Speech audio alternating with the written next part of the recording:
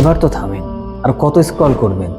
দিন যায়, রাত যায়, কিন্তু আপনি অহেতুক স্ক্রিনে ডুবে থাকেন। নামাজ পড়তে ভালো লাগে না, দোয়া করতে বসলে ভয় লাগে, কি বলবেন আল্লাহকে। হৃদয়টা অদ্ভুত রকম ফাঁকা ফাঁকা মনে হয়। সব আছে, টাকা আছে, বাড়ি গাড়ি আছে, পরিবার আছে, কিন্তু শান্তি নেই। কিছু একটা হারিয়ে ফেলেছেন, এটা বুঝেন, কিন্তু ঠিক কি হারিয়েছেন সেটা বুঝেন না।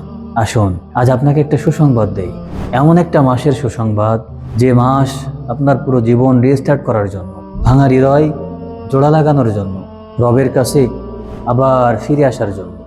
সেই মাসটা হলো রমাজান মাস। রমাজান শুধু ক্যালেন্ডারের একটি মাস নয়, এটি আপনার কামব্যাকের মাস, নিজের বিভ্রান্ত অতীত থেকে ফিরে আসার মাস। আল্লাহ তাআলা বলেন, ইয়া আইয়ুহাল্লাযীনা আমানু তুবু ইলাল্লাহ তাওবাতান নাসুহা।